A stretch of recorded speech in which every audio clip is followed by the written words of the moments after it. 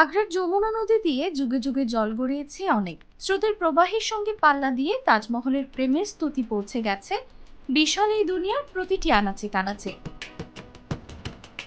মুঘল সম্রাট শাহজাহানের অমোঘ প্রেমের নিদর্শন তাজমহল পৃথিবীর সপ্তাশ্চর্যের একটি। স্ত্রী মমতাজের প্রতি অপরিমেয় ভালোবাসার নিদর্শন স্বরূপ তার মৃত্যুর পর সমাধিস্থলে সম্রাট শাহজাহান এই বিশাল এবং অপূর্ব স্থাপনাটি তৈরি করেন। ভারতীয়, পার্সিয়ান এবং ইসলামিক প্রভাবকে একত্রিত করে নির্মাণ করা এই স্থাপনাটি মধ্যযুগীয় মোগল স্থাপত্য শৈলীর অন্যতম উল্লেখযোগ্য নিদর্শন। তাজমহলের বাইরের দেয়ালগুলো নির্মাণ করা হয়েছে উজ্জ্বল মার্বেল পাথর দিয়ে, যা দিনের আলোর উপর নির্ভর করে রং পরিবর্তন করতে পারে। মমতাজের মৃত্যুর প্রায় 1 বছর পর 1632 সালে তাজমহল তৈরির মূল কাজ শুরু হয়। উল্লেখ্য যে তাজমহলের সম্পূর্ণ স্থাপনাটির নকশা একক কোনো মানুষের করা না। 20,000 সুদক্ষ কর্মীর 1.5 যুগ ধরে রাত দিন চরম খাটুনির ফসল তাজমহল। তাজমহলের সঙ্গে জড়িত সবচেয়ে বেদনাদায়ক ব্যাপারটি ঘটল এর নির্মাণ কাজ শেষ হওয়ার সঙ্গে সঙ্গে। শাহজাহানের সরাসরি নির্দেশে চোখের উপর আঘাত করে চিরদিনের মতো অন্ধ করে দেওয়া হলো স্থপতিদের। পাশাপাশি যেসব শ্রমিকের পাথর ভাঙা হাতে মস্ত বড় সেই তাজমহলের পতন ঘটেছিল, তাদের সবার হাতের আঙুল অত্যন্ত নির্মমভাবে কেটে ফেলা হলো।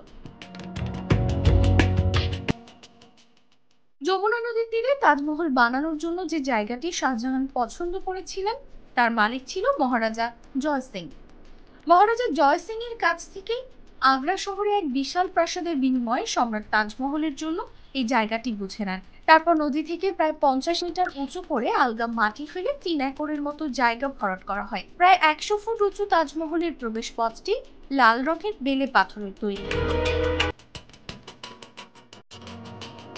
ইসলামিক ঐতিহ্য বজায় রাখতে এর তোরণে আরবি হরফে ক্যালিগ্রাফি আকারে লেখা আছে কোরআনের বাণী। এর কেন্দ্রীয় গম্বুজটি 240 ফুট উঁচু। কেন্দ্রীয় গম্বুজের চারপাশে 4টি ছোট গম্বুজ রয়েছে।